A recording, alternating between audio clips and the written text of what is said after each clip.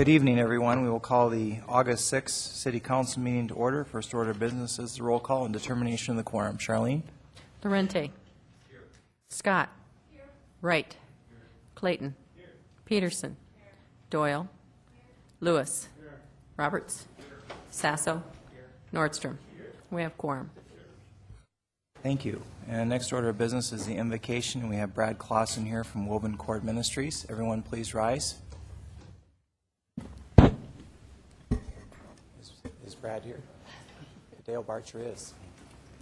Thank you, Dale. Brad evidently is not here tonight, but let's pray. Father God, we are grateful, Lord, for the day of life that you have given us. We have come, Lord, to the dog days of summer. But, Lord, these are your days. We're thankful for this day. We're thankful that you are the authority figure over this day. We'd ask, Lord, that you bless the City Council tonight, the staff that have assembled here, and those that give assistance and advice and counsel to this council. We're grateful for their time, their energy, their expertise. We're thankful, Lord, for their family members that they are apart from this evening. Father, bless them as well. In our community, we are now inundated with our guests from afar and near, our cyclists.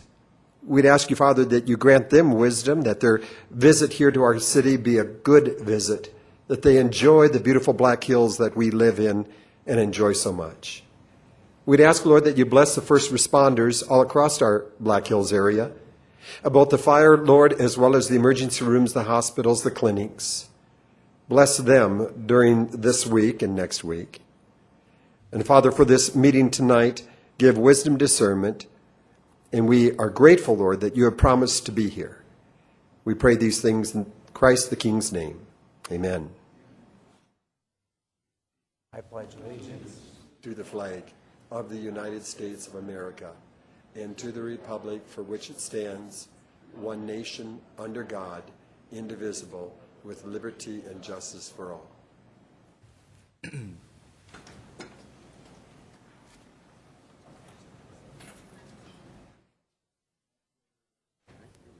Our next order of business is the adoption of the agenda. Do we have any additions or changes to tonight's agenda? Any additions or changes?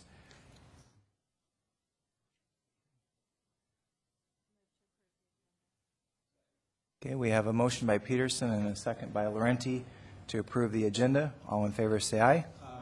Opposed? Motion carries.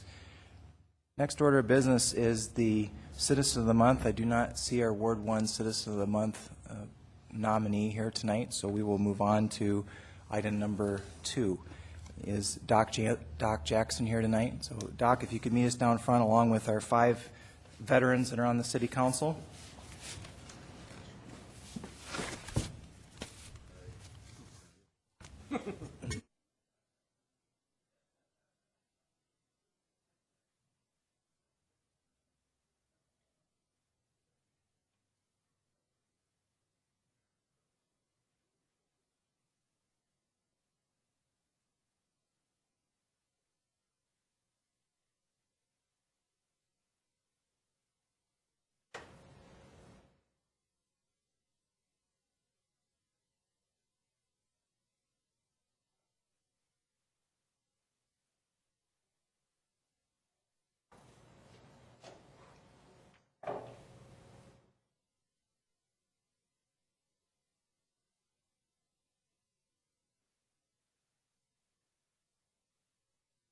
I have an executive proclamation on behalf of the mayor and the city council, and I thought it was fitting to have the 5 veterans from our city council come down and join us tonight. Whereas each year on August 7, Americans should pause to remember and honor the brave men and women who are either wounded on the battlefield or paid the ultimate sacrifice. The Purple Heart is awarded to any member of the U.S. Armed Forces who has been wounded or died as a result of a wound received in battle. And whereas the medal now known as the Purple Heart actually began as the badge of military merit. On August 7, 1782, in Newburgh, New York, General George Washington ordered the creation of a badge of distinction for enlisted men and non-commissioned officers. And whereas the badge of military merit was redesigned and became known as the Purple Heart, This new design was issued on the bicentennial of Washington's birth, and General Douglas MacArthur was the first recipient. And whereas, during the early period of American involvement in World War II, the Purple Heart was awarded for both wounds received in action against the enemy and for meritorious performance of duty. With the establishment of the Legion of Merit by an act of Congress, Executive Order 9277, dated December 3, 1942, the practice of awarding the Purple Heart for meritorious service was discontinued, and now the Purple Heart Award is given only for wounds received in battle. Whereas on this day in Rapid City, it is our patriotic duty to remember and recognize those people willing to serve our country no matter the price. Now therefore, I, Sam Quaker, and the veterans on the City Council and the rest of the Council do hereby proclaim August 7, 2012 as Purple Heart Day. Thank you very much.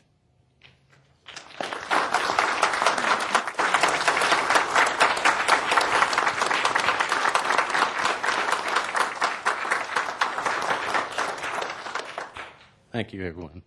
I would like to say that on the behalf of all veterans who had received this award, that we, excuse me, that we received this award. And it's one of the awards that the government gives you that you really don't want. But I appreciate tonight.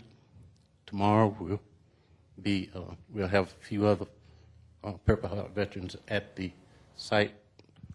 We're going to have recognition of South Dakota, recognizing the Purple Heart recipients for the state of South Dakota. And I think that's a good thing for the people who are coming through our state, to show them that we do recognize our wounded veterans. Thank you.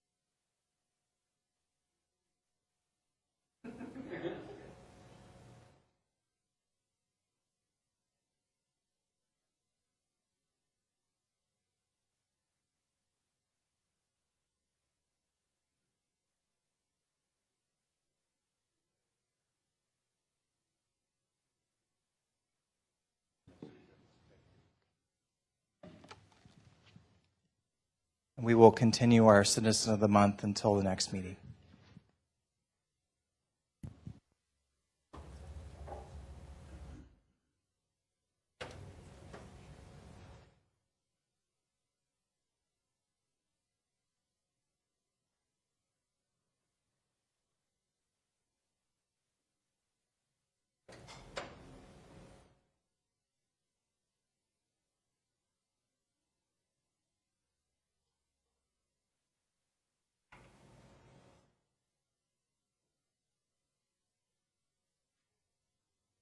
I'd like to recognize Chad Lewis. Got to turn this thing on before it works. I'd like to take this moment to put a big thanks out to the Bethel Assembly of God and Pastor Jeremy Strong and his group for bringing us much needed meal this evening before the council started. It was excellent. We all have a lot of time that we don't get a chance to eat sometimes, and it was very appreciated, and thank you very much. Thank you. All right, we will now move on to general public comment. This is a time for members of the public to discuss or express concerns to the council on any issue not on the agenda. Action will not be taken at the meeting on any issue not on the agenda except by placement on the agenda by unanimous vote of the council members present. And we'll first go to Don Downs for public comment.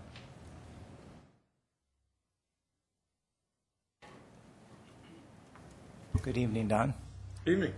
As the summer is winding down, I thought it would be appropriate to come to the council and give you kind of an update on two organizations that work hard throughout the summer to represent the city and provide an outlet for musicians and entertainment for the citizens of Rapid City.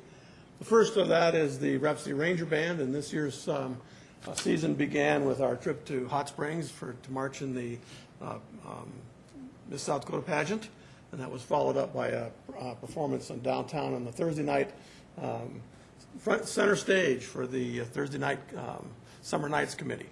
And our third performance here took place for Belle Fourche, and we marched at the Roundup Day Parade, and we had a tremendous crowd. I think part of that was because the weather was so nice. Remember those hot days when the water balloons were flying and the hoses and the sprayers were working, and the place was filled with people from all over the Hills area and tourists from out of town. We followed that with two performances last week. One of them was at the Days of 76 in Deadwood, and the other one was at Custer for Gold Discovery Days. And we'll be winding up our activities for the summer, coming up here August 18th for the kickoff of the Central States Fair, which is the Central States Fair Parade here in Rapid City. And the musicians in that group are ages 14 to 18. Mostly all students are here at Stevenson Central High School. And we thank you for your support for that organization. They do a tremendous job to represent the city of Rapid City at all those area events throughout the Black Hills and Rapid City itself. The other one is the Rapid City Municipal Band, and our season started off this spring with two performances for the 40th anniversary of the 72 flood.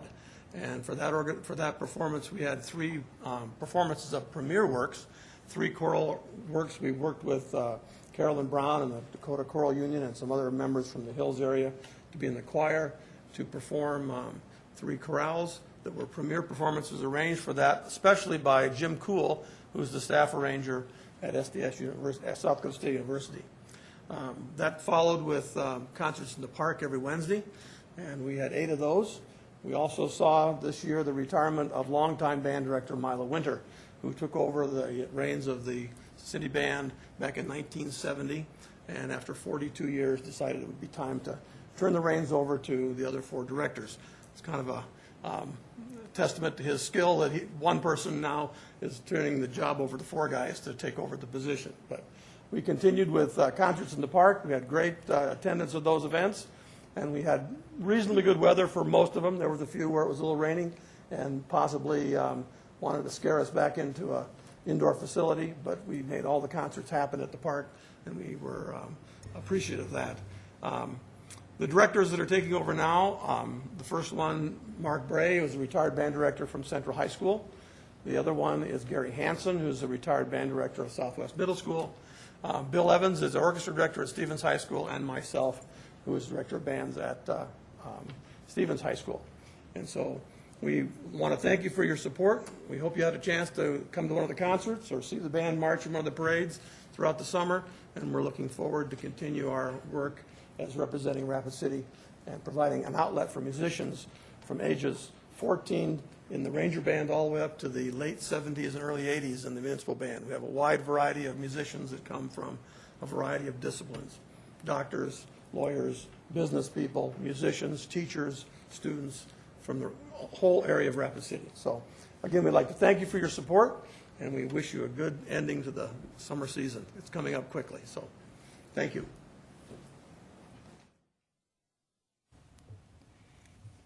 We'll now go to Mary Renka under general public comment. Mary.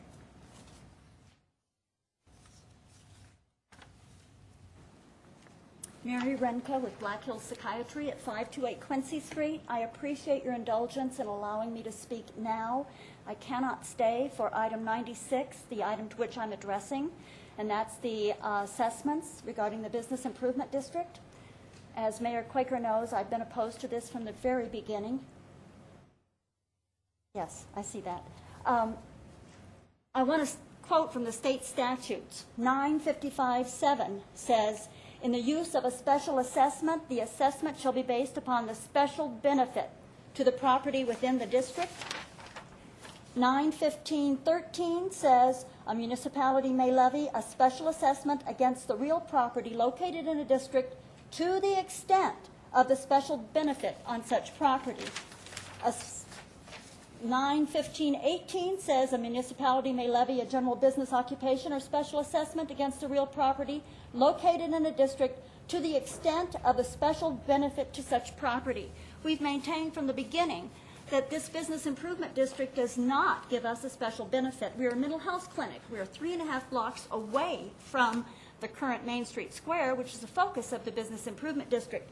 I've had 2 proponents of this business improvement district tell me to my face that they understand that there is no benefit to us to be in this business improvement district. One of them suggested that I consider motherhood. Well, motherhood is not in the state statutes. There were 2 businesses that filed suit against the city of Sioux Falls last year regarding the business improvement district. Those businesses have been removed from the Sioux Falls Business Improvement District.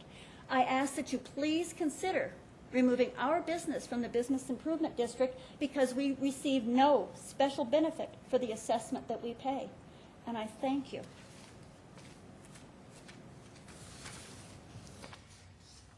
Thank you, and we'll now recognize Dorrance Dushek.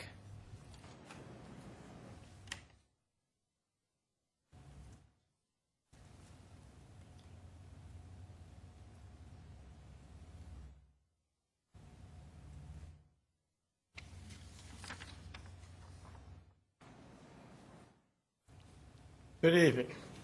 Reading from a letter I received from the city, City's council will consider any objection to the assessment role of owners liable to be assessed for the improvement in bid. I'm here to object. First of all, this square down here does absolutely nothing for my business or my area of town because I'm four blocks away. I consider any funds we provide for it is out of a cash cow because we receive no benefits from down there and nobody has helped us or placated us for what we need to get done. So my objection is the bid tax doesn't benefit us. It only benefits a few people who are placed in position of power in the area which you call the square. So other than that, that's as far as I'm going to go with it. From standpoint, you can object all night, but my objection is it doesn't benefit me in my area of town or any of my tenants in my building. So I object to the bid proposal, and that's about the extent of it. Thank you.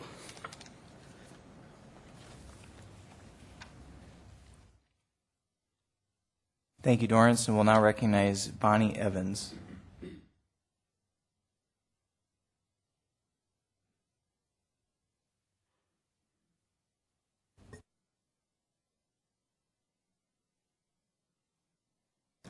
Hi, I'm Bonnie Evans. I own Rapid Delivery, and like the 2 before me, I do not benefit from this bid whatsoever.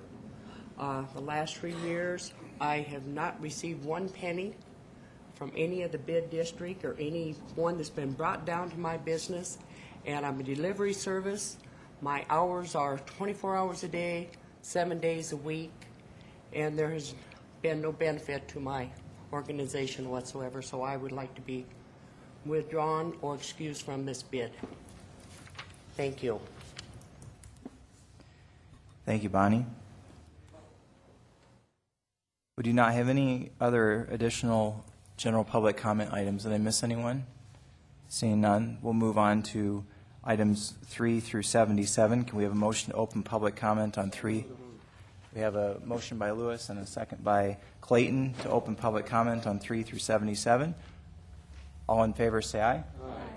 Opposed? Motion carries. Public comment is now open. Jerry, you have your light on. Was that for later? Sure. Don's here. Thank you. And I believe you received some donations and some assistance to meet your needs. So I know there was a lengthy discussion last year about in this arena of what was called subsidies, and I like to call quality of life funds, for the Ranger Band and for the municipal band. And I just want to restate what I've said. Good job. I don't think there's a better billboard that we can put out for our community throughout the Black Hills area. It doesn't have digital lights on it. It doesn't provide objectionable scenery, but I think it's a fantastic billboard. And I know I've been to parades where you guys have performed more with the Cobbler and Central Band, and it brings a tremendous amount of pride to me And I know that our outlying communities that we go to appreciate our showing up and being a part of their life and showing an appreciation for their being part of our lives. So good job and keep it up, and thank you. Thank you, Jerry. We do not have any speaker request forms for items 3 through 77. We do have a speaker request form for item number 44. Sorry, Dave Smith would like to speak on item 44. Be gone? Okay. Go ahead. A little unusual, but there was a message received from Mr. Smith or his wife. He's out of town, not able to address this issue. This is the 12th Street issue, right? And he would like it postponed, Mayor, and that's the issue. So I don't think there's anyone here to address that item. So if that, I'll make a motion at the appropriate time. Let's wait, and when we get to that, we can pull that and consider a continuation. All right, do we have a motion to close public comment on 3 through 77? Motion by Doyle, second by Wright. All in favor say aye. Opposed, motion carries. Public comment is now closed. We'll proceed to items 3 through 77. Would any member of the council like to pull an item for separate consideration? Charity Doyle. Thank you, Mr. Chair. Items 38, 43, 44, and 62. 38, 43. 43, 44, and 62, please. All right. Thank you. You're welcome. We'll go to Ron Sasso.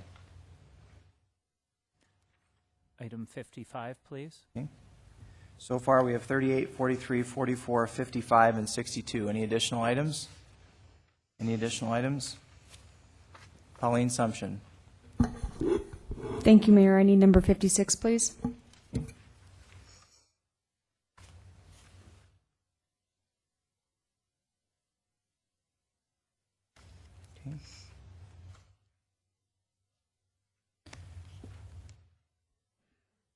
We have a motion to approve the balance of consent with the exception of 38, 43, 44, 55, 56, and 62. Second. We have a motion by Nordstrom and a second by Peterson. All in favor say aye. Aye. Opposed? Motion carries.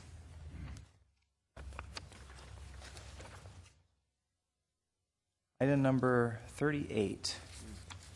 We'll go to our Public Works Chair, Jerry Wright. Thank you, Mayor. Item 38 is to confirm the appointment of Heather Knox to the Development Appeals and Review Board, DARB, as the Planning Commission representative with a term to expire July 1, 2013, and I yield the floor. Charity. I'll make a motion to table this item. Motion. We have a motion by Doyle and a second by Sasso to table. No discussion on a tabling motion. All in favor say aye. Aye. Opposed? Motion carries. Item number 43. Jerry. Item 43 is motion to approve the resolution establishing garbage and refuse rates and rates which amends resolution number 2012-62 to decrease the solid waste unit collection charges. And I make a motion to return this item to staff and the Council Solid Waste Committee for review, evaluation, and determination of the full and complete impact, and a report with this item returned to the City Council for action at its first meeting in October of 2012, at which time the Council will determine whether there is to be any adjustment in the solid waste collection, disposal, or recycling fee for city residential accounts. We have a motion. Do we have a second? Okay, we have a motion by Wright and a second by Doyle for discussion. Any discussion? Seeing none. Oh, we do have discussion. We'll go to Jerry Wright.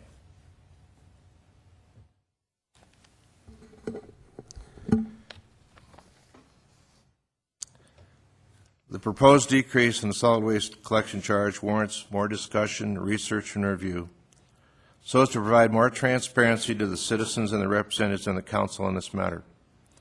As proposed, the reduction includes a decrease in the collection fee, as well as, in the residential side, a deduction in the landfill disposal fee.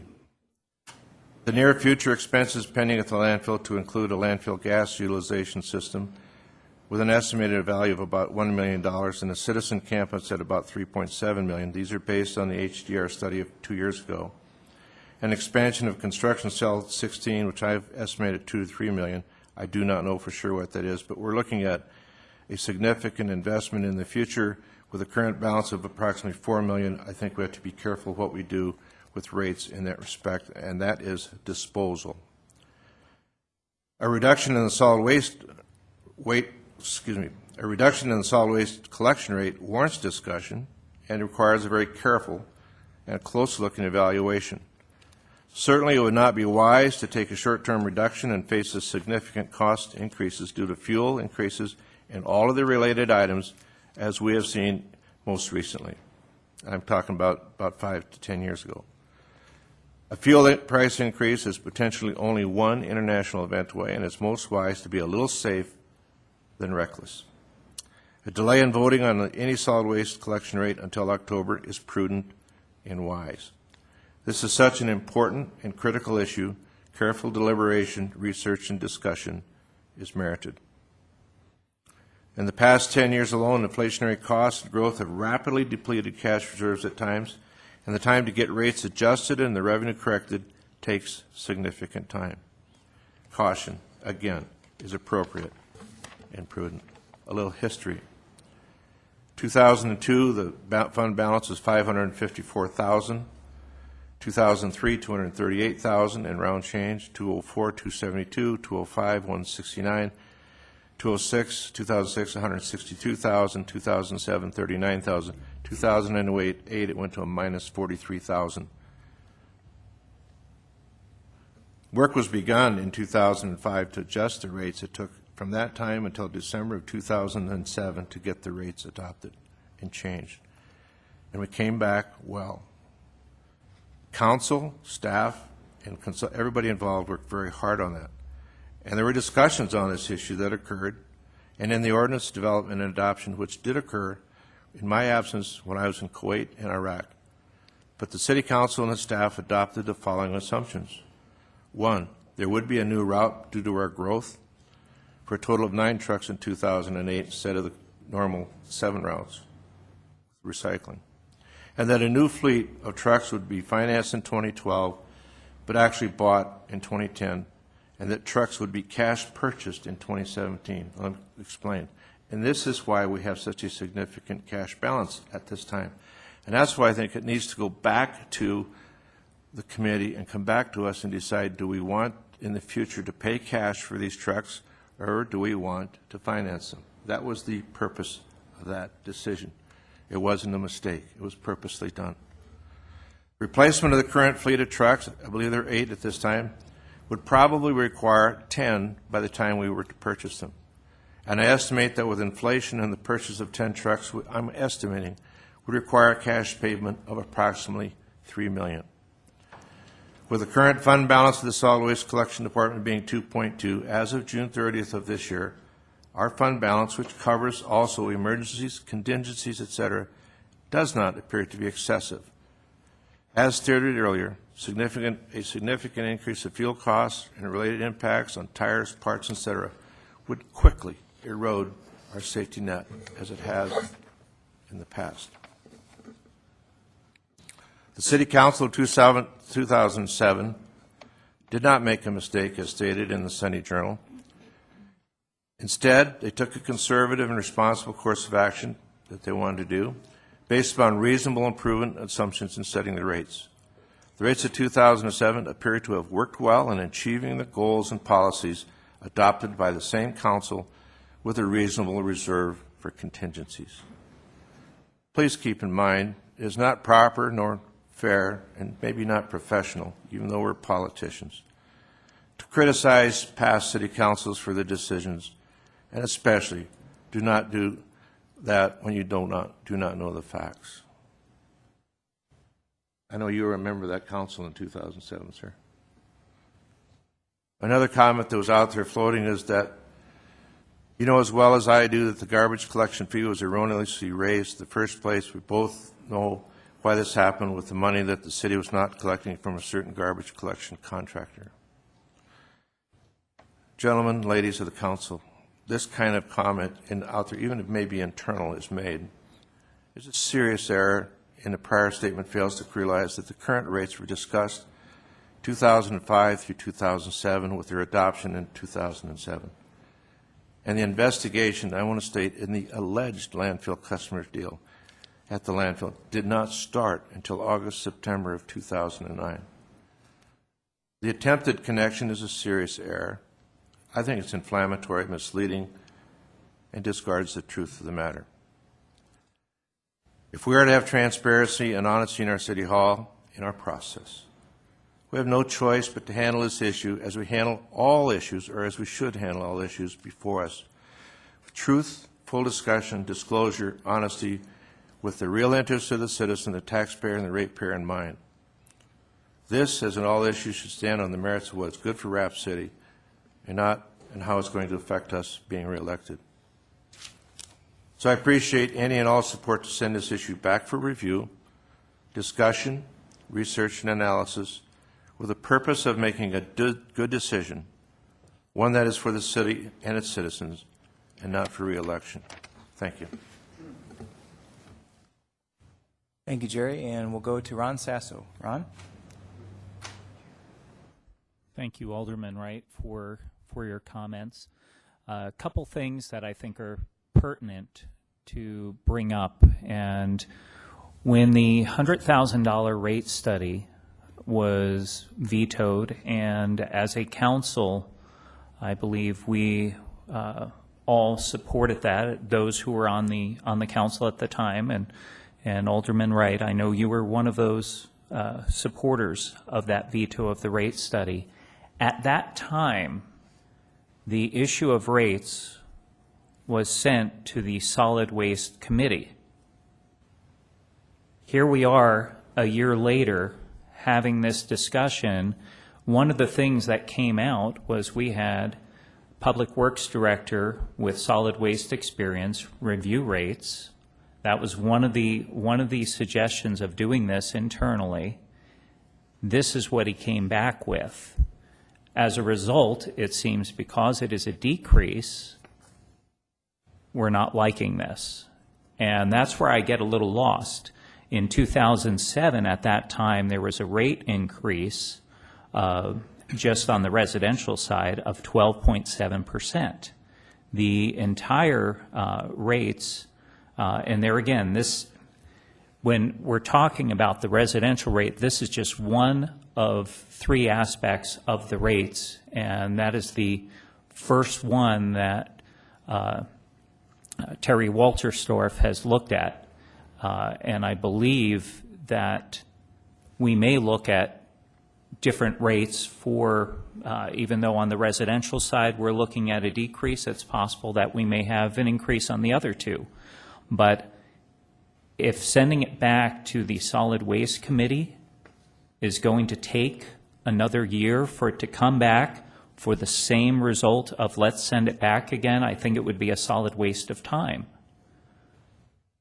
And I believe that actually I think it would be wise for us to also talk with Terry Walterstorff on this again, just because my feeling was in asking him questions at Public Works and his responses I felt were very good.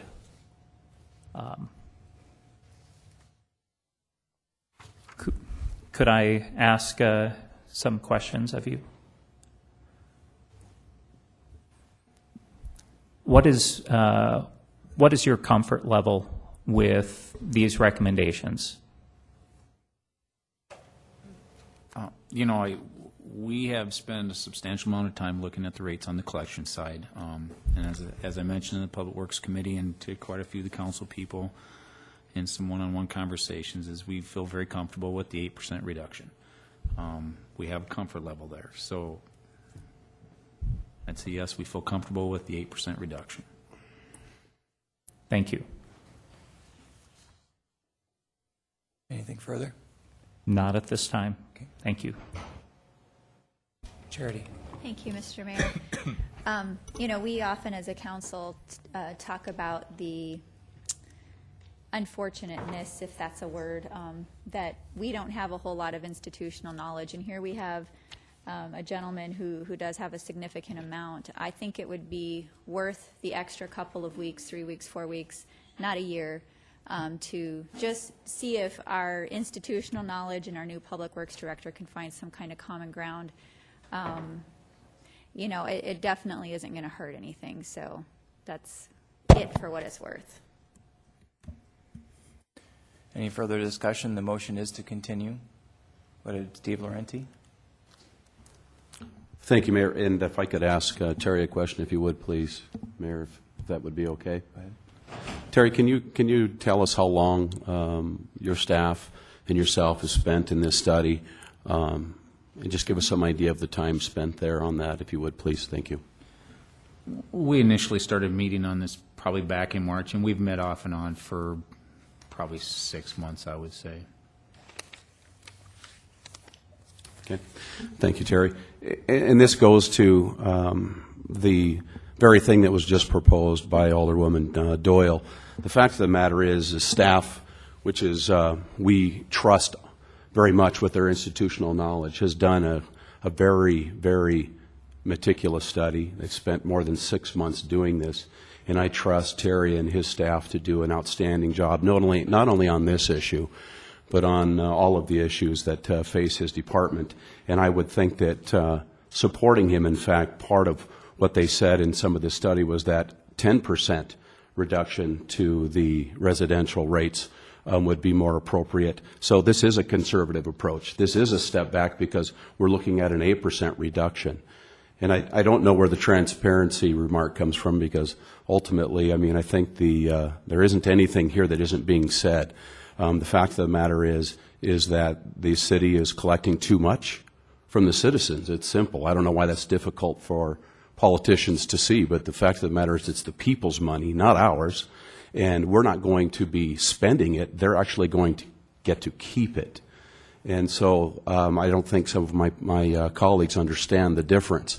And so I'm hoping that my colleagues will support this reduction to our citizens, because our staff has spent more than 6 months studying this and have come back and said this is what's appropriate. And in fact, we're pulling it back a bit and being even more conservative. Thank you, Mayor, for your time. We'll go to Chad Lewis. Chad? Thank you, Mr. Mayor. A quick question, and this was brought forth by a constituent of mine who's a senior. Obviously not my mother, Paula Lewis, because she's not a senior. But someone brought up the fact that we recently took away the senior discount. Or is that how did we just recently do that before I got on council? Terry? Yes, when we revised the ordinances earlier this spring, we revised the senior citizen discount program for the solid waste division. It now matches similar to what we do for the water and wastewater. So what that did, it bumped quite a few senior citizens off of the senior relief program. Right. We had about 2,400 originally, and we're probably down to about 500 right around there now. Okay, that's my question. I guess my point being is pretty obvious here. We're removing certain people from the discount, but now but we have so much extra money. I don't know. Is everybody following me on this? We've taken people off. We made them pay more back in because we felt we needed. What was the purpose of taking away their discount? I guess if we already had so much money anyway. Our purpose was to really align the three divisions, so we had a consistent senior rate relief program, and it was really more of a means-tested rate relief for the landfills, what we were shooting for, like what we have for water and wastewater. Okay. Just want to clarify that. Thank you. We'll go to John Roberts. The motion currently is to continue. Thank you, Mr. Mayor. Terry, you're smiling over there. I want to ask you one quick question. I'm sure that you looked at capital outlay on this. Is there going to be enough money in there for these garbage trucks in 2017? We believe there is. There's actually probably more than about $4 million worth of capital outlays over there if you were to amortize them over a 7-year period. Thank you very much, Terry. I do have one more concern that I want to bring up on this. I think it's very interesting that we have the possibility of giving some of our ratepayers back some money, and we're fighting it. We just set up a program a year ago called Compass to look at exactly these kind of things. I'm a little bit worried if we're going to fight something like this in 6 months or 3 months or whenever Compass starts coming forward with programs, are we going to fight them too? And if we do, what is the purpose for putting $200,000 a year out there for Compass? So I just want the people on the council to think about that. Thank you. Thank you, Mr. Mayor. We'll go to Bonnie Peterson. Thank you. I think what we have before us, chance to take another look at this in a short time and come back with solutions is very reasonable. And I don't appreciate all this being turned into politics. When we looked at the rate about whether or not to keep the senior discount, I was the only one on the council that voted to let them keep the discount. So those of you that were so eager to give money back to your fellow citizens, where were you then? You were all for taking away the discount for the seniors. So now when we have Alderman Wright, he's not like me, that I don't know much about solid waste. You know, I just know how to get down and scrub things and move it around. Jerry Wright knows about solid waste. He's thrown up a red flag. The rest of us should probably take note and say, who is throwing up this red flag? It's not Bonnie. She doesn't know anything about solid waste, but Jerry does. And so to just push this out another month, I think is very reasonable. It's nothing against Terry. It's just reasonable. Let another set of eyes look at this. The Solid Waste Committee has looked at rates at other times, so it's not out of their scope of practice. And I don't see why we're turning it into a political game.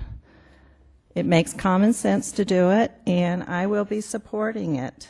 Thank you. Richie Nordstrom. Thank you, Mayor. I guess I can see both sides of the argument on this issue rather clearly. And I understand the points of view that are given and expressed here tonight from both sides. And I've really been struggling with this one to see where I'm going to wind up going on this one. What I'm seeing here is a difference of professional opinion. Jerry has one opinion, and Mr. Walterstorff has another opinion. When it comes down to me for making a decision, something like this, I guess I have to use one of the medical terms that are used out there is do no harm to the patient. And so that's why I'm satisfied with the argument of let's take this back to solid waste. Actually, in my mind, what we're back to the Solid Waste Committee. In my mind, what we're dealing with or arguing about is somewhere between 70 cents to $1 and some change per month. Putting another set of eyes on this and having another review of this, in my mind, for at least 2 months, and that really does no harm to the patient. And I don't see this coming back in 1 year later as an issue of 70 cents to $1 and some change per month. So I'd just like to offer my support for sending this back to the Solid Waste Committee, because I do see clearly both sides of the argument. And that's why I'm very favorable to having no harm done to the patient. Thank you, Mayor. I'll yield the floor. And we'll go to Jerry Wright. Please note I haven't stated that I'm against the rate reduction. I just asked that we take it back and look at it, because based upon the assumptions that were made years ago, which may still be valid, we need to discuss and determine, are we going to buy trucks for cash in a few years or not? And what's a reasonable risk of inflation due to fuel increases, which I think currently are very high. All I'm asking is that this go back for discussion. I respect Terry and Carl and their entire crew. I'm not trying to make this personal. I would like to offer my services. Yes, they have had 6 months, and I appreciate their effort.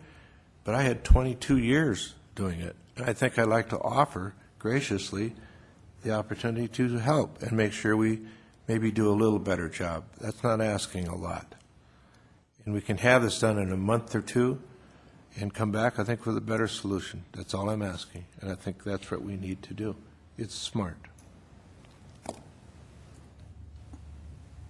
John Roberts. Thank you, Mr. Mayor.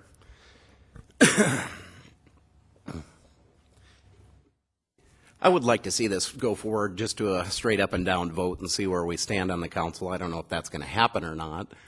One thing that worries me about this, well, there's a lot of things that worry me about this, but one of the things it does is that I think we have a council member that believes he knows more than our public works director. Whether he does or not, I don't know. But I think that we need to take the opinion of our public works director.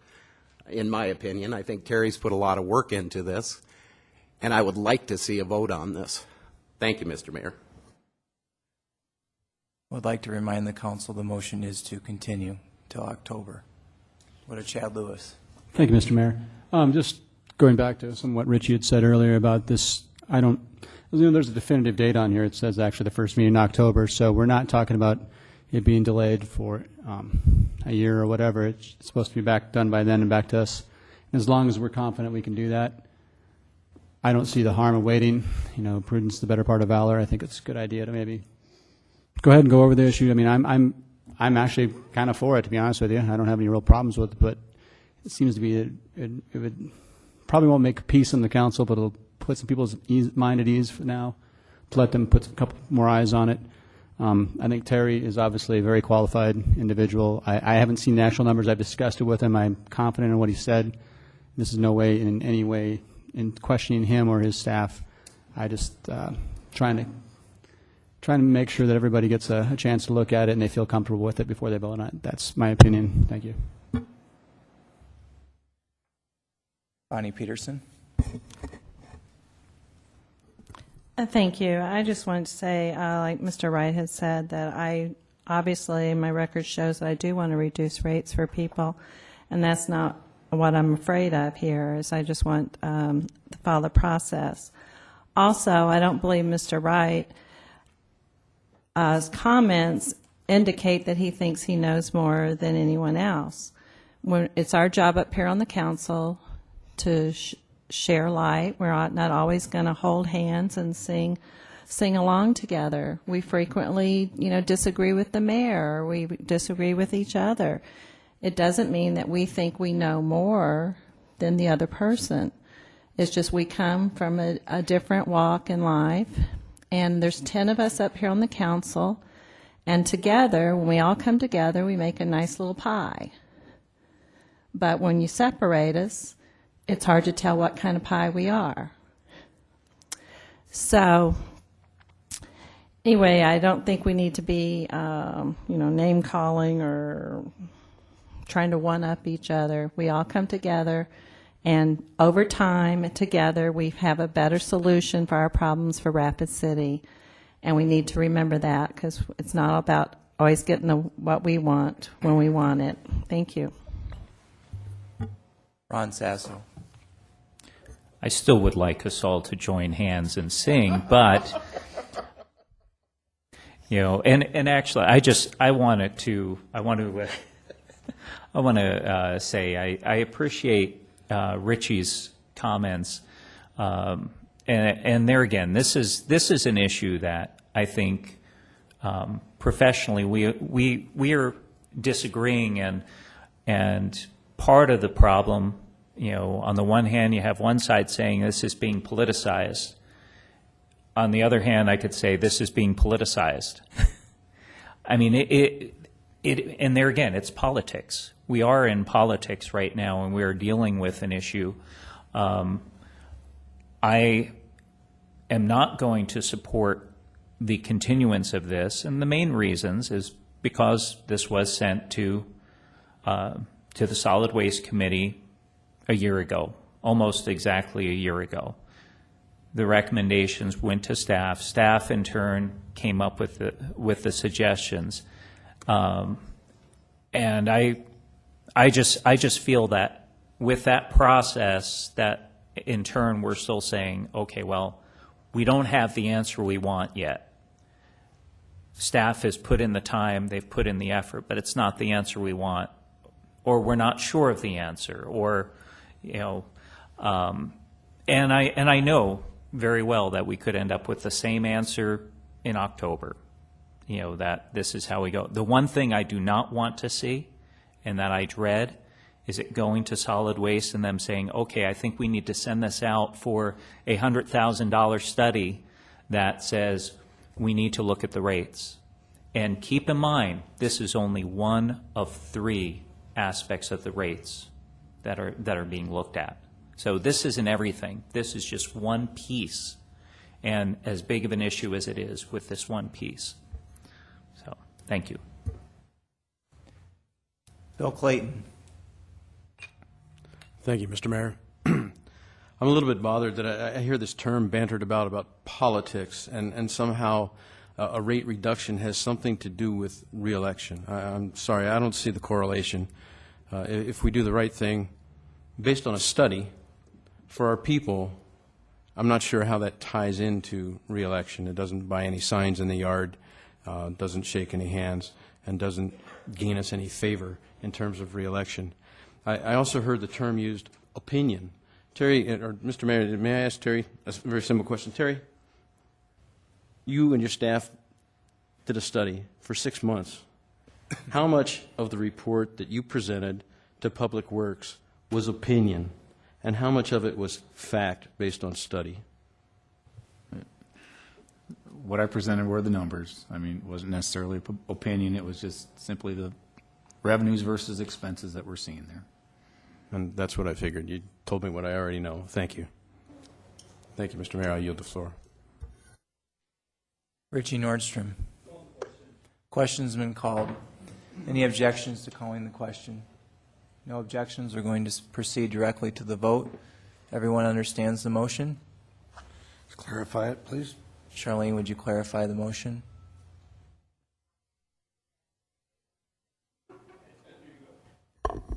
Oh, this? Do you want me to read it back verbatim? Return the item to staff and council solid waste committee for review, evaluation, and determination of full and complete impact, and a report on this item return to the city council for action at its first meeting in October of 2012, and that would be October 1st, 2012. I've checked the date. At which time the council would determine whether there is to be any adjustment in the solid waste collection, disposal, or recycling fee for the city residential accounts. Everyone understands the motion? All in favor, please say aye. Aye. Opposed? No. Roll call, please. Wright. Yes. Clayton. No. Peterson. Yes. Doyle. Yes. Lewis. Yes. Roberts. No. Sasso. No. Nordstrom. Aye. Lorente. No. Scott. Yes. Carries 6-4. All right, thank you, everyone. Item number 44. Jerry? Thank you, Mayor. Item 44 is deny the request to accept a private driveway located in the 12th Street right-of-way as a city street. Petitioners David and Patty Smith, and they've requested it be delayed until August 18th, I believe. August 20th. I so move. Motion by Wright, second by Sasso to continue to August 20. Public Works or City Council? To the City Council meeting. I believe that the request was to Public Works. Was to, okay, it's to the 14th, Public Works. And that's okay with the seconder?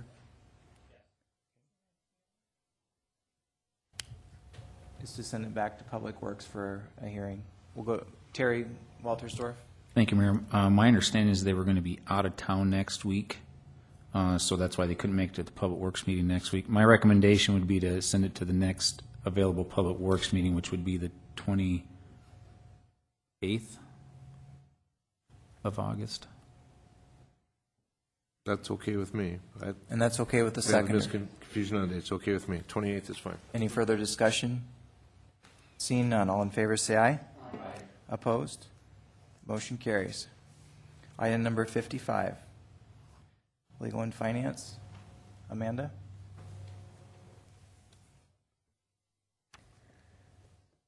LF 080112-08, approve amendments to the travel policy. And I yield the floor. Do we have a motion? Motion by Doyle, second by Peterson for approval. Any discussion? Ron? I would like to offer an amendment to the motion, and that would be that on the city council members' travel and training, to add an item, a letter D, approval of out-of-state travel in the last 3 months of a term shall require 2/3 vote from council, with the exception if the traveling council member is running unopposed for re-election. Okay. Thank you. We have a motion. Could you repeat the motion? Yes. Approval of out-of-state travel in the last 3 months of a term shall require 2/3 vote from council, with the exception if the traveling council member is running unopposed for re-election. And that would be for adding a letter D on the council member travel and training. Okay. Thank you. Any discussion on that amendment? We're going to be discussing only the motion to amend at this point. We'll go first to Bonnie.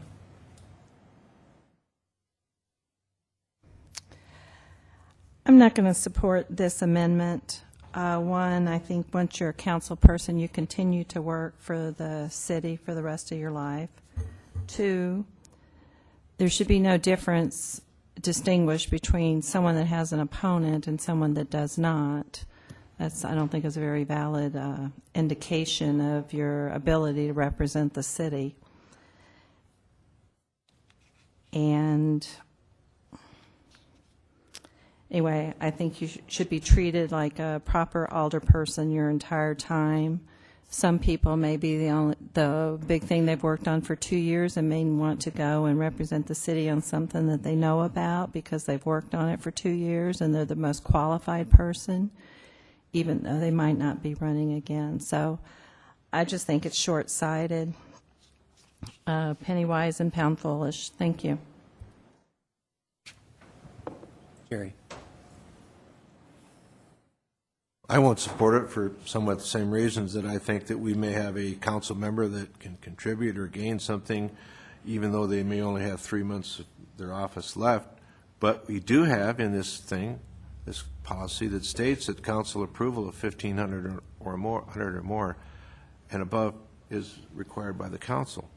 So if we do happen to have someone who wants to travel and we don't think it's appropriate, we don't have to approve it. I think the grounds are already there to control it, and I think it's getting, I'm stuck for the word of being, I think, very narrow-minded in controlling and limiting with this motion. And I think that it's a thing that can be handled through council leadership, the council, and the mayor, without that excruciating detail. Thank you. Chad. Thank you, Mr. Mayor. I guess I would just direct this question towards the motioner, if that's okay. Mr. Sasso, what was the concern here? I guess I'm missing it. Okay, which actually that's why I just put my light on to explain this. As a director, one of the things that in private sector, if you have an employee that may be leaving, and that's why the running unopposed, which means that that person, if they're running for another term, they will be on council continually. If you have somebody who is working for you and they say, I am looking at leaving my job within the next 3 months, and you're looking at spending money to send somebody for a training or something of that sort, well, typically I would say, no, that's not the person that I would send. I would look at who else could I send in their stead. Now, with my motion, it is not to say there is no travel allowed in that time period. it is just changing the vote from just a simple majority to a 2/3 majority. That is it. It eliminates, in my opinion, it eliminates any question of impropriety in any way, shape, or form. That's all. It means that this person is going with the blessing of the council. That's it. And I just think it is a wise thing to do. And I know that I've already heard disagreement on that, but I have to say, looking from the private sector, and there again with the cases of, if that is the best person to go, then yes, I would say I'd be shocked if we couldn't get 2/3 of the council to approve that. So it's a very simple change to the policy. It's not a radical change. I don't see it as that. So You're not going to need to keep speaking after this now, are you? I'm sorry? You're going to turn off your light for the next... I can turn off my light, and I guess that's my fine. my question, my concern with this would be, say that I decide I'm going to run, and I'm scheduled for a trip that falls within the time frame of the election, and suddenly I have an opponent. Now I'm not approved to go, or how does that work? The reason the 3 months is also typically 3 months by the end of a term, you would know whether or not you're running unopposed or opposed. I guess, are you just afraid that someone's going to start loading up on the travel policy because they're out the door and trying to steal things? I mean, I'm just... No. I don't get it. I guess I guess we already have a policy in place that you have to have approval anyway, correct? You need approval, you need a majority approval. It's just a question of changing it to 2/3. That's all.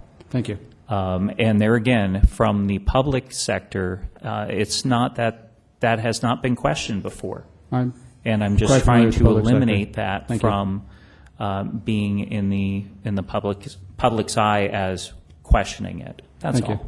Thank you. Okay, I'll yield the floor. Amanda Scott. Thank you, Mr. Mayor. I just want to weigh in on this because it's new, but I also see as the same as Alderman Wright, it's already in the policy, so I can't support this. I believe it's well written the way it is. Thank you. We'll go to Bonnie Peterson. Oh, I just wanted to say one more thing about this, Ron's referring to the private sector. It's been my experience that, yes, you probably wouldn't want to send someone to learn something the last 3 months, but frequently you may be going to represent, like, say, if you're the expert on water or the pine beetles or whatever, and you're taking your knowledge outward. So I can't support this policy because it's just way too limited, and I think it's too much micromanagement. Thanks. We are debating at this point only the motion to amend. Does everyone understand the motion to amend? Okay. All in favor of the motion, please say aye. Aye. Opposed? Here. Roll call, please. Clayton. Peterson. Doyle. Lewis. No. Roberts. Sasso. Nordstrom. Lorente. Scott. Wright. Motion fails 4-6. We are back to the original motion on the travel policy. Any further discussion on the original motion? All in favor, please say aye. Aye. Opposed? Motion carries. Thank you, everyone. Item number 56. Amanda? Resolution number 2012-083A, fixing time and place for the hearing on the assessment roll for cleanup of miscellaneous property. And I yield the floor. We have a motion by Doyle to approve. Do we have a second? Second by Wright. Any discussion? Pauline? Thank you, Mr. Mayor. I actually need to amend the resolution to remove number 4 as this person has come in and paid their assessment already. Number 4? Yes, please. And that's okay with the motion maker and the seconder? Okay. Yes. Number 4 has been removed. Any further discussion? All in favor, say aye. Aye. Opposed? Motion carries. Item number 62. Amanda.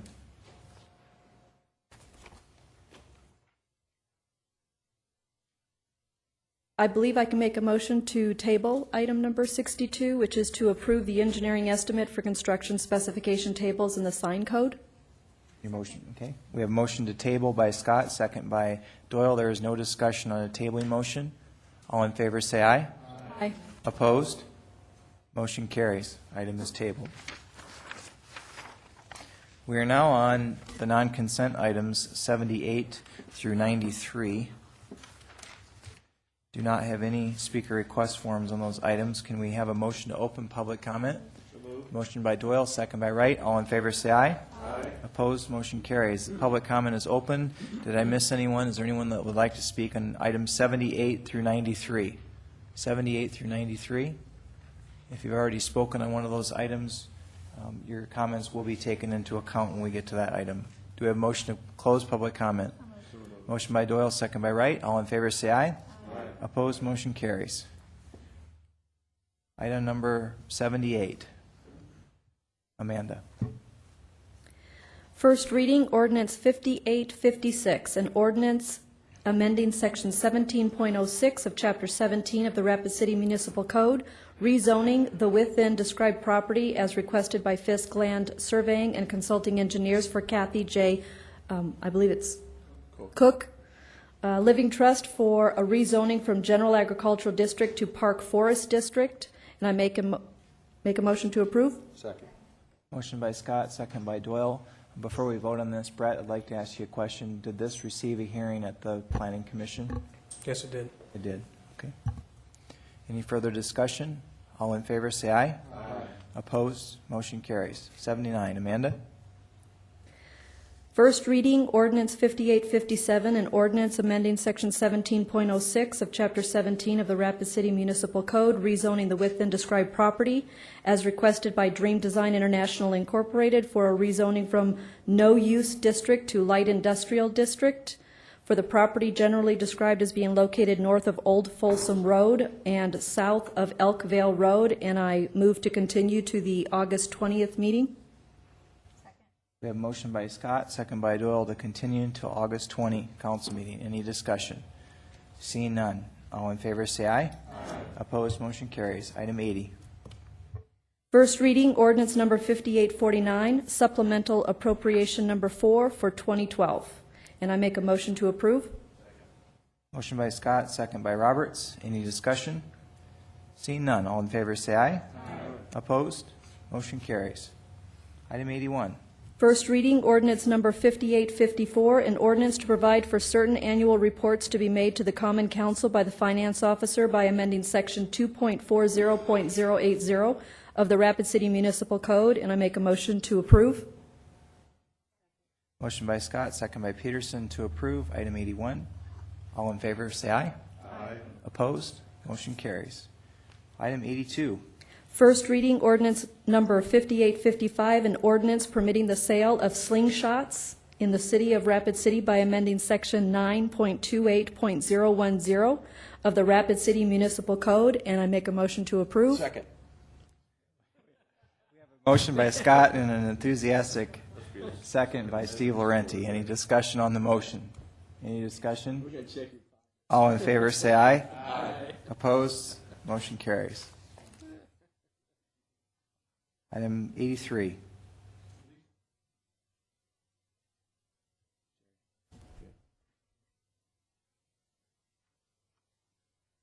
Item 3 is a request by Fisk Land Surveying and Consulting Engineers for Wayne A. Kummer and Gloria Steele for the personal representative of the state of Robert M. Steele for a preliminary subdivision plan for the property generally described as being located at 645 Century Road, and I so move.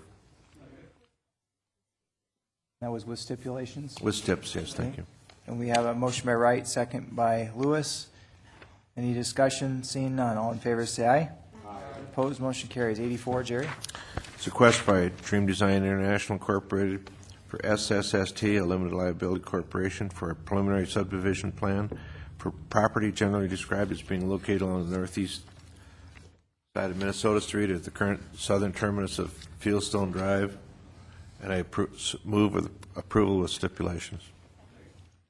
Motion by Wright and a second by Doyle. Any discussion? Seeing none, all in favor say aye. Opposed, motion carries.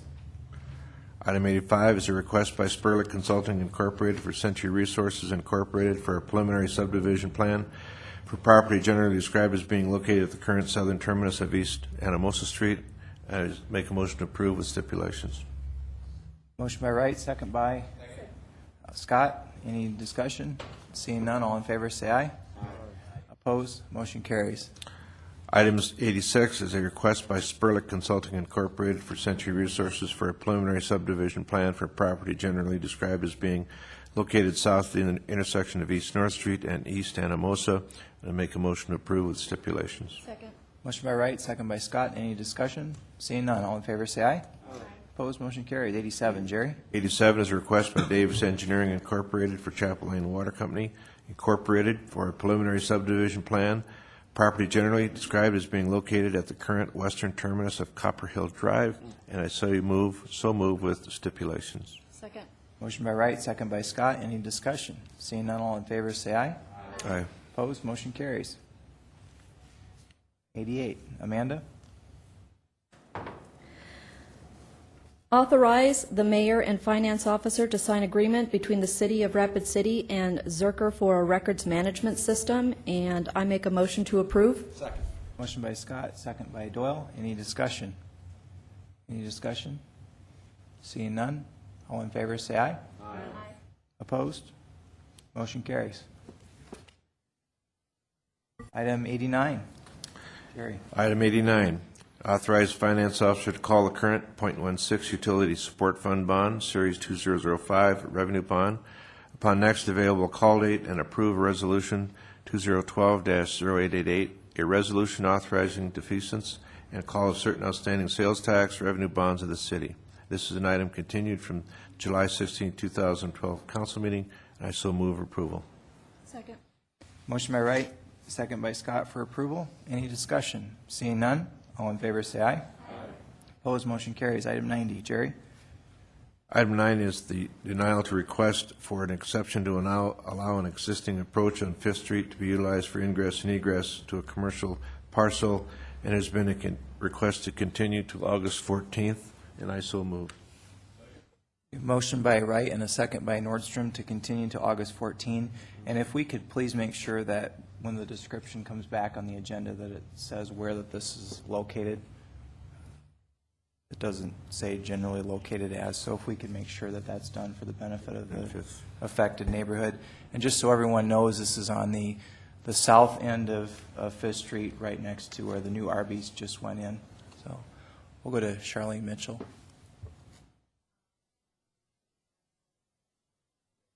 Yes.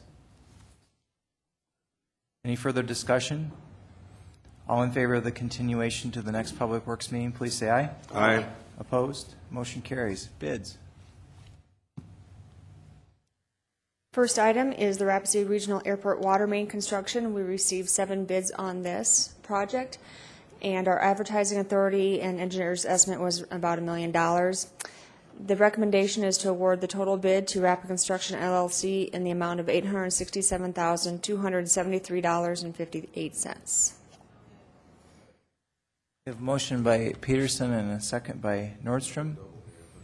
Any discussion on this motion to approve the award to Rapid Construction? Seeing none. All in favor say aye. Aye. Opposed? Motion carries. 92, Pauline. 92 is for 5 Philips MRX ALS monitor defibrillators for the fire department. The recommendation, we received 1 bid on this, and the recommendation is actually to reject this bid and get the authority to advertise again with a trade-in of 5 of our old defibrillators. We have a motion by Doyle and a second by Nordstrom to reject all bids and go back out for bids. And Go back out for bids and to include in that bid to trade in 5 defibrillators. Any further discussion on the motion? All in favor, please say aye. Aye. Opposed? Motion carries. Item number 3 under Mayor's items is appointment of Carlos Beatty as Ward 2 Planning Commissioner alternate. This term would expire 7/1 of 13. We have a motion by Nordstrom and a second by Doyle for approval. Any discussion? Seeing none, all in favor say aye. Aye. Opposed? Motion carries. We are now on items 94 through 101. Can we have a motion to open public hearing? Second. We have a motion by Doyle, second by Peterson. All in favor say aye. Aye. Opposed? Motion carries. And we do have one speaker request form from Andy Skull on item 98. Mr. Skull.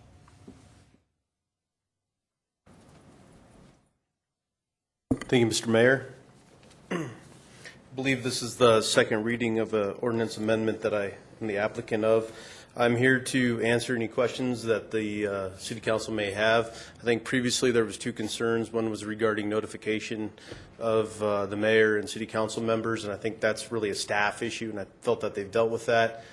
And there was another one regarding air quality, and I think that's also been addressed by staff, and the fact that this is requiring all of the air quality permits that would be required for any other similar type of project anywhere else within a region. So I'll leave it at that. If anybody has any further questions that they would like to ask, I'll be available to do so. Thank you. Thank you, Andy. Any further speaker request forms? I do not see any. Do we have a motion to? No, motion to close public comment. So we have a motion by Doyle, a second by Lewis. All in favor say aye. Aye. Opposed? Motion carries. We're now on items 94 through 97. Would anybody like to remove any of these for separate consideration?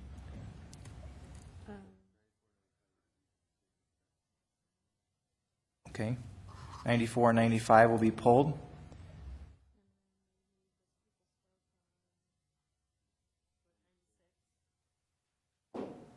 Okay. All right. Okay. 94 through 96 have been pulled. Can we have a motion to approve 97? A motion by Doyle, second by Sasso to approve 97. All in favor say aye. Aye. Opposed? Motion carries. Item 94 and 95, we have a motion to continue those items. August 20, City Council meeting, so they will not come back to committee. They'll come directly back to council. Motion by Lewis, second by Doyle. All in favor say aye. Aye. Opposed? Motion carries. Item number 96. Item number 96. Amanda, can you read this into the record for us? Resolution number 2012-073B, levying assessment for Business Improvement District 2012. I make a motion to approve. We have a motion by Scott and a second by somebody? Second for discussion. Second by Laurenti for discussion. And we'll go to Bonnie Peterson. Pauline, are you the one that kind of works with this bid? And I didn't know that Mr. Dusick, what? Oh, am I? No, we're on 96. Yep, 94 and 95 were continued to August 20. Yep, we continue them both at the same time. Sorry. Okay. 6. What kind of business is Mr. Dusick, and do you know he didn't, or where it's located?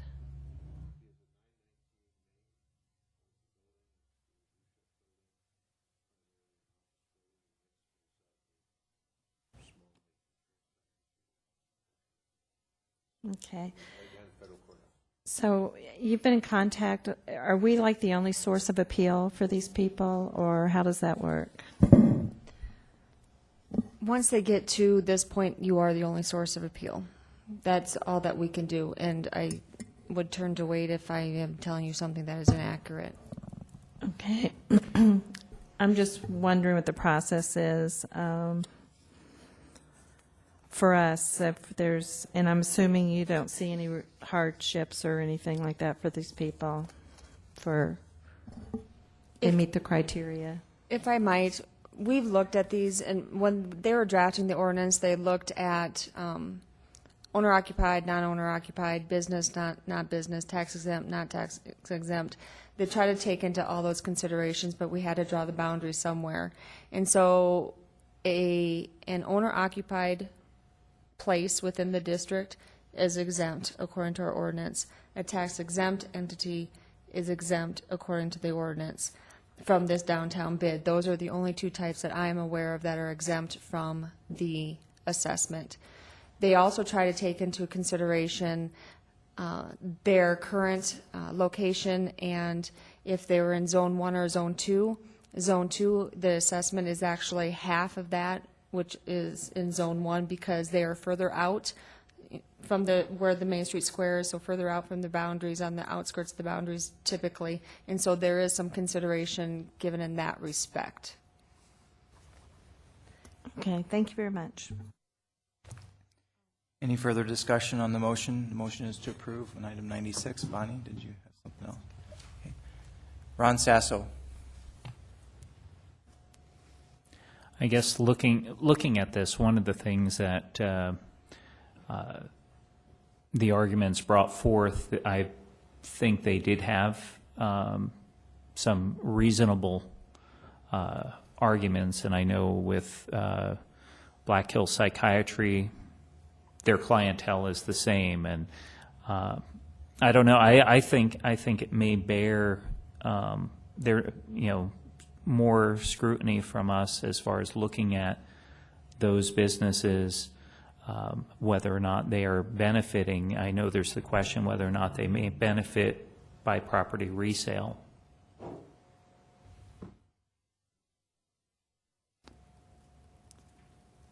And as I've already spoken, I can't make a motion, so I will yield the floor. We'll go to Wade Nyberg. I just wanted to weigh in to clarify a little bit a couple of the things. They'd read the statutes earlier, and it's, I guess just to start with, Alderman Peterson had asked the question. It is basically up to you to set the assessment. So the way the statute reads, it has to be fair and equitable. The benefit is to the property and not to the business, so that's a bit of a distinction. That's really the test, is what the benefit is to the property itself. It's sometimes hard to think of the property versus the business that sits there, but that's the way the statute reads. I think that's basically the clarification I wanted to make. I'd be glad to answer any questions, I guess, if that prompts any. And we'll go to our Finance Officer, Pauline Sumption. Thank you, Mr. Mayor. I also wanted to let you guys know that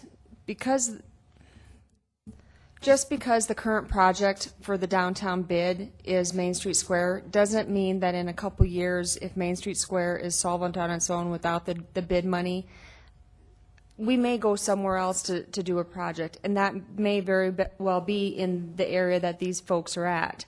And so in my mind, they may not get a direct business benefit today, but in 5 years, when we continue to do this and move on to a secondary project, some of those might see the benefit of it. And quite honestly, the bid board has talked about trying to, once this becomes solvent, to move around the project so that way it helps all of the downtown and all of the bid district, so that there is some benefit seen to the other participants in the assessments. So I'll go to Charity Doyle. Thank you, Mr. Mayor. My question is for Pauline, if I may.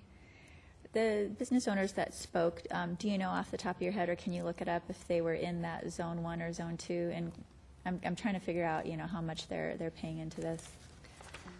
all three of the businesses were in Zone 2. Mary Renka's property is $213. Doran Stushek's property is $79 for this year. They change each year depending on their valuation. And Bonnie Evans' property is $111. Thank you.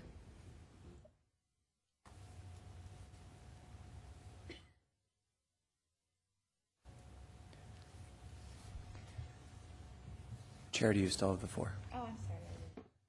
Richie. Thank you, Mayor. Do we have I see we have Councilwoman Amanda Scott as the liaison to the bid board for downtown. Do we have any other representatives here for the bid I guess I'll ask the question for the mayor, if I may. Do we have any other representatives from the bid board here? I don't think so. I guess I would be interested in hearing the rationale for why they're on the, why these two businesses are on the assessment rolls. Can somebody help me out? And maybe Pauline? Pauline, would you like to take a crack at that? Sure. It's merely because they're within the boundaries of the district. Thank you. I think that satisfies my question. Thank you, Pauline. I'll yield the floor. We'll go to Ron Sasso. I think Wade clarified the issue well, and I appreciate that, because if we're looking at the value of the property versus the actual benefit to the business there, I think that clarifies that, and I know for the three of them, they're interpreting it from the other perspective of looking at it from the business. So, but if our ordinance is set up that way, I appreciate that. So, thank you. We'll go to Jerry. I won't take much time, but I've had several calls from people and talk over the last month or two or three or whatever on this. And I understand, I hear what they say, and they say, well, by God, I'm not benefiting anything from it. But I sit there and say, well, this is kind of like a fire district, and you got a vacant lot. Why am I paying for fire prevention? It's for the benefit of the all. And I think that's kind of the way we have to look at it. It's not crippling amounts of money. So I've heard you, constituents, but I'm going to support this. Thank you.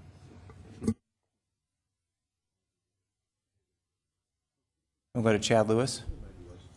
Actually, I'd yield to Pauline Sumption just because she seems like she might have something to add to this, and I'll come back. She's up. Pauline. Thank you, Mr. Mayor. I just wanted to clarify, there's a couple different Evans property on here. One of them is $111, the other one is $88, but both of those properties are within Zone 2.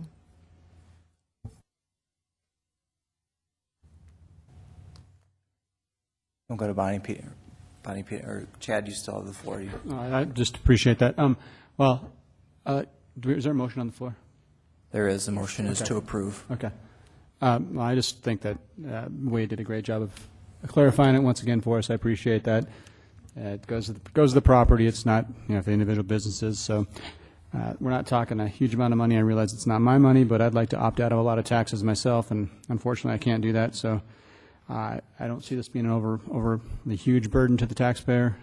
So I think that I'll be supporting this motion. Thank you. Any further discussion on the motion? The motion is for approval. Seeing none. All in favor, say aye. Aye. Opposed? Motion carries. Thank you, everyone. We are now at the end of the consent public hearing calendar. We will go to non-consent public hearing items 98 through 101. Amanda, could you read 98 for us? Second reading ordinance 5850, an ordinance permitting temporary quarries and mining of construction aggregate and rock to be processed and used in construction as a conditional use within the general agricultural zoning district by amending section 17.34.030 of the Rapid City Municipal Code, and I move to approve. Second. Motion by Scott, second by Wright. Any discussion? We'll go to Richie Nordstrom. Richie? Thank you, Mayor. I think this question will go for Andy, if I may. Andy, does this take care of grandfather quarries, meaning that are quarries that are in existence now and currently in operation?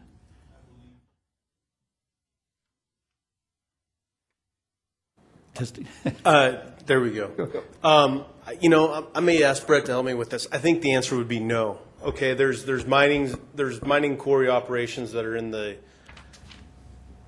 mining zoning district. Okay, so this would go towards anything else that's not in general agriculture, not in the mining zoning district. And I think I'd have to revert to staff, but I think the answer, if I was to take a shot at it, that they would have to go through the conditional use process that's been set forth through this amendment. I'll let Brett answer that to clarify.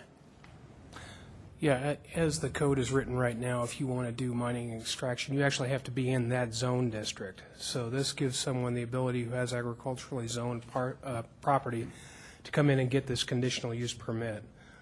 So any new operation would have to go through that. There should not be any existing mining operations in the agricultural zone district because it's prohibited. Understand. Thank you. I'll yield the floor. Brett, could you take a moment to explain why this is so important that we do this?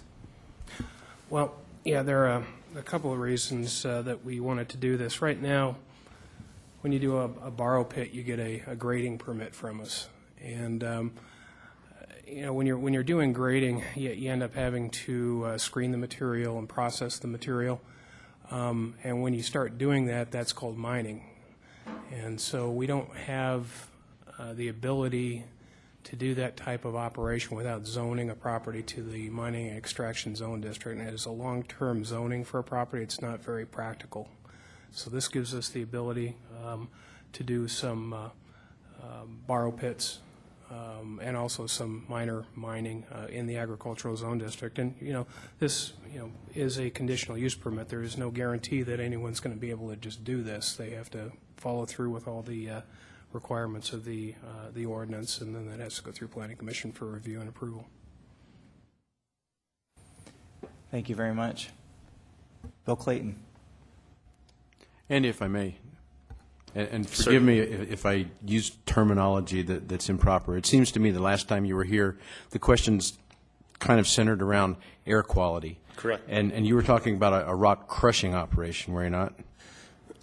It could include a rock crushing operation, that is correct, yes. By definition, as Brett said, the minute that you screen a material, it goes into mining, and that's really the question. So that could be simply a borrowed material that is ran through a screen, which isn't crushing, but it maybe pulls out larger rock and keeps smaller rock within the mix. But by definition, that also includes crushing. That is correct. And that's way more probably than what I needed. But what I was thinking in terms of, when we talk about air quality, we're talking about something that's airborne. You're talking about dust. That's correct, yes. Right. And in this case, it sounds like, and here's the term, precipitate.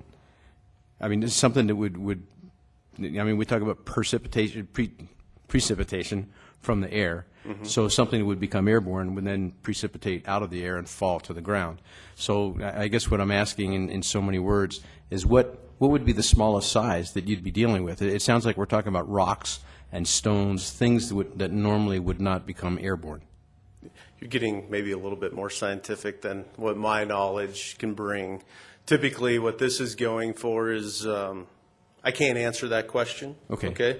But typically what you're dealing with is larger sized particles. So for instance, due to our topography in Rapid City and our poor soils condition, we do a lot of, on a construction project, there's too much dirt here, so we have to move it from site A to site B. Or there's not enough dirt here, it's the wrong kind of dirt, so we have to find site B that has a more quality dirt product with aggregate in it.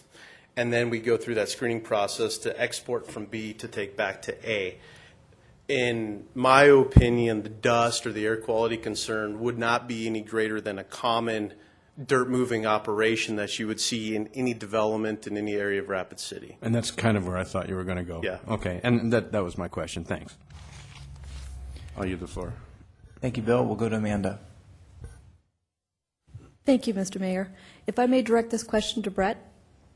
Brett, I believe when I was reading through this that even this application for a temporary mining, a quarry of mining construction, they still have to apply and get all the permits necessary in order to operate. Is that correct? That's true. As part of their operations plan, they have to follow all federal, state, and local guidelines, including air quality. Thank you. And I was just bringing that up because I believe, Alderman Clayton, that would answer your question, is that air quality would have to be included. Yes, stormwater, all of it. So thank you. Just if I could add to that real quickly, it is a highly regulated activity. So I mean, if there's a law out there regarding stormwater, air quality that exists, mining falls within those guidelines. Chad Lewis. I'm sorry, Richard. Thank you. Thank you, Mr. Mayor. I guess, Richard, you're not wanting to. So basically, Andy, this is just our way of dealing with a a definition, more or less, from the state. I mean, discerning between mining and quarry operations, basically, right? That is correct. And we don't have this currently in our law, so that's basically why we're doing this. That is correct, and this mirrors the same, such as Pennington County General Agricultural District. This is considered an allowable use, and other municipalities within our region have this as a conditional use or allowable use. So what we're trying to do is take our ordinances and make them more in line with uses in other similar areas. So we're not asking anything unusual. It's more or less just filling in the gaps for Rapid City. I believe so. That's Okay. correct. Thank you. And now we'll go to Richie Nordstrom. Richie? Thank you, Mayor. I appreciate that. Just a little assistance on the scientific side, just a little assistance, maybe enough to be dangerous. But anyway, what Alderman Clayton is talking about is particulate matter, PMs. And so my question, Andy, is that, and maybe this will be more directed at Brett, is there air quality monitors at the sites? Well, typically what happens with air quality is, as part of that permit, they have to abide by the specifications within the permit. And if we get complaints, then we go out and take a look at whether or not there's any airborne material. Typically what we do is require them to water the material, use water trucks and so forth. For example, on a construction site, they should have a water truck on site to make sure that there isn't any dust. Agreed. And so we're not worried about, that's not the wrong choice of words, but anyway, the monitoring is not monitoring for the PM10s or what other particulate factors on the site right now, correct? No, we don't install meters or monitors. Correct, yes. Thank you. Yield the floor. Any further discussion on the motion? The motion is for approval. Thank you, Andy and Brett, for your work on this. All in favor say aye. Aye. Opposed? Motion carries. Item number 99. Second reading, ordinance 5851, an ordinance amending section 17.06 of chapter 17 of the Rapid City Municipal Code, rezoning the within described property as requested by Spurlick Consulting Incorporated for Dowick LLC for a rezoning from general agricultural district to low density residential district for property generally described as being located west of the current western terminus of Auburn Drive, extending north and lying west of the current western terminus of Cobalt Drive. And I make a motion to approve. Second. We have a motion by Scott and a second by Wright to approve. Any discussion? Seeing none, all in favor say aye. Aye. Opposed? Motion carries. Item number 100. Second reading, ordinance 5852, an ordinance amending section 17.06 of chapter 17 of the Rapid City Municipal Code, rezoning the within described property as requested by Renner and Associates LLC for HDRK Properties LLC for a rezoning from low density residential district to general commercial district for property generally described as being located on the north side of East Anamosa Street, east of the intersection of East Anamosa Street and Luna Avenue. I motion to approve. Second. We have a motion by Scott and a second by Wright for approval. Any discussion? Seeing none, all in favor say aye. Aye. Opposed? Motion carries. 101. Second reading, ordinance 5853, an ordinance amending section 17.06 of chapter 17 of the Rapid City Municipal Code, rezoning the within described property as requested by Renner and Associates LLC for HDRK Properties LLC for a rezoning from general agricultural district to general commercial district for property generally described as being located at the northeast corner of the intersection of East Anamosa Street and Luna Avenue. And I make a motion to approve. Second. Motion by Scott, second by Roberts for approval. I do have a question. Brett, if you could let us know approximately how much property on the Anamosa extension that just recently opened, do you have an idea how much is being rezoned from ag to other zoning designations? Well, I couldn't hazard a including guess right commercial? now, but I could get that number for you. But it's fair to say it's a lot. Quite a bit, yes. So I would just like to take a moment to state how exciting this is for our community to see all of this property rezoned on the Anamosa Street extension. And this has been the culmination of a lot of effort by a lot of people, but there's two people that I want to especially thank because I I remember this process almost from the beginning. And those two people are our former former planning director, Marcia Elkins, who put a tremendous amount of work into this, along with U.S. Senator John Thune. There's a lot of other people that deserve credit as well, including many current staff members, Claire Schroeder and others. But Senator Thune and Marcia Elkins did a lot of heavy lifting to help make this happen for our community and for Western South Dakota. And I want to use this opportunity to tell them thank you for their leadership on this.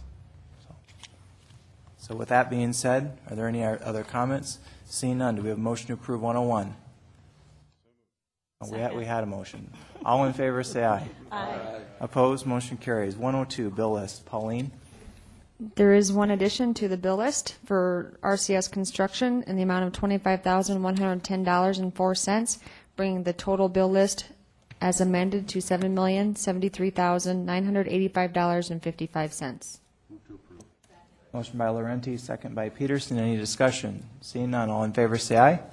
Opposed, motion carries. Do we have a motion to adjourn? We have a motion by Wright and a second by Lewis. All in favor say aye. Opposed, motion carries. We're adjourned. Thank you, everyone. Have a great night.